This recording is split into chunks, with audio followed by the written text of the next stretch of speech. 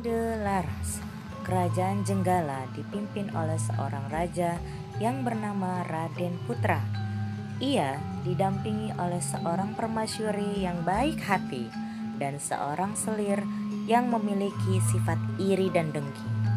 Raja Putra dan kedua istrinya tadi hidup di dalam istana yang sangat megah dan damai. Hingga suatu hari, selir raja merencanakan sesuatu yang buruk pada permasyuri raja. Hal tersebut dilakukan karena selir Raden Putra ingin menjadi permaisuri. Selir Baginda lalu berkomplot dengan seorang tabib istana untuk melaksanakan rencana tersebut. Selir Baginda berpura-pura sakit parah. Tabib istana lalu segera dipanggil sang raja. Setelah memeriksa selir tersebut, sang tabib mengatakan bahwa ada seseorang yang telah menaruh racun dalam minuman Tuan Putri. Orang itu tak lain adalah permaisuri Baginda sendiri. Baginda menjadi murka mendengar penjelasan tabib istana. Ia segera memerintahkan Patih untuk membuang permaisuri ke hutan dan membunuhnya. Sang Patih segera membawa permaisuri yang sedang mengandung itu ke tengah hutan belantara. Tapi Patih yang bijak itu tidak mau membunuh sang permaisuri. Rupanya sang Patih sudah mengetahui niat jahat selir Baginda. Tuan Putri tidak perlu khawatir. Hamba akan melaporkan kepada Baginda bahwa Tuan Putri sudah hamba bunuh. Kata Patih. Untuk mengelabui raja, sang Patih melumuri pedangnya dengan darah kelinci yang ditangkapnya. Raja merasa puas ketika sang Patih melapor bahwa ia sudah membunuh permaisuri. Setelah beberapa bulan berada di dalam hutan, sang permaisuri melahirkan seorang anak laki-laki. Anak itu diberi nama Sindelaras. Sindelaras tumbuh menjadi seorang anak yang cerdas dan tampan. Sejak kecil, ia sudah berteman dengan binatang penghuni hutan.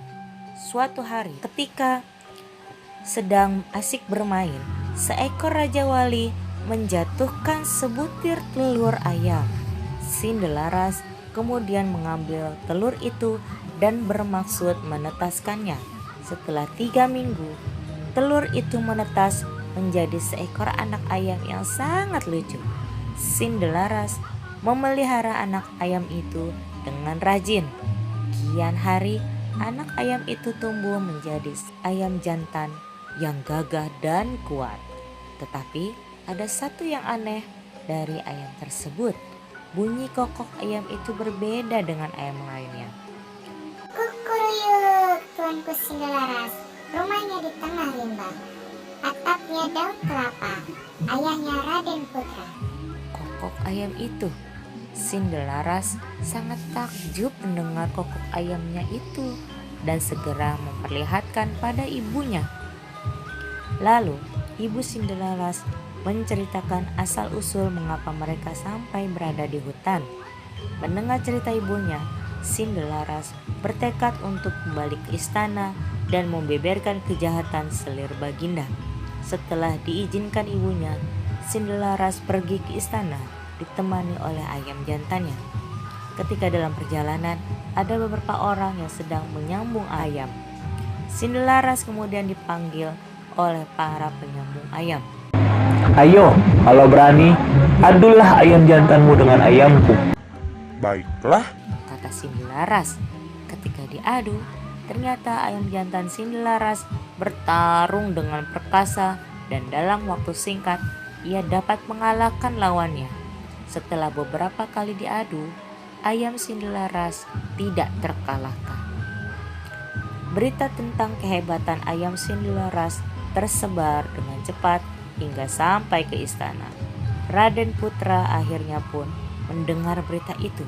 Kemudian Raden Putra menyuruh hulu balangnya untuk mengundang Sindelaras ke istana. hamba menghadap paduka. Kata Sindelaras dengan santun. Anak ini tampan dan cerdas. Sepertinya ia bukan keturunan rakyat jelata, pikir Baginda. Ayam Sindelaras diadu dengan ayam Raden Putra dengan satu syarat. Jika ayam Sindelaras kalah, maka ia bersedia kepalanya dipancung. Tetapi jika ayamnya menang, maka setengah kekayaan Raden Putra menjadi milik Sindelaras. 2 ekor ayam itu bertarung dengan gagah berani, tetapi dalam waktu singkat, ayam Sindelaras berhasil menaklukkan ayam sang raja. Para penonton bersorak-sorai mengeluh-elukan Sindelaras dan ayamnya. Baiklah, aku mengaku kalah. Aku akan menepati janjiku. Tapi, siapakah kau sebenarnya, anak muda? Tanya Baginda Raden Putra. Sindelaras segera membungkuk seperti membisikkan sesuatu pada ayamnya. Tuanku Sindelaras rumahnya di tengah rimba, atapnya daun kelapa, ayahnya Raden Putra. Raden Putra terperanjat mendengar kokok ayam Sindelaras. Benarkah itu? Benar, Baginda. Nama hamba Sindelaras. Ibu hamba adalah permaisuri Baginda. Bersamaan dengan itu, sang patih segera menghadap dan menceritakan semua peristiwa yang sebenarnya. Aku telah melakukan kesalahan. Kata Baginda Raden Putra. Aku akan memberikan hukuman yang setimpal pada selirku. Kemudian selir Raden Putra dibuang ke hutan. Raden Putra segera memeluk anaknya dan meminta maaf atas kesalahannya. Setelah itu, Raden Putra dan Hulu Balang segera menjemput permaisuri di hutan. Akhirnya, Sindelaras, Raden Putra, dan permaisuri dapat berkumpul kembali. Setelah Raden Putra meninggal, Sindelaras menggantikan kedudukan ayahnya. Ia memerintah negerinya dengan adil dan bijaksana.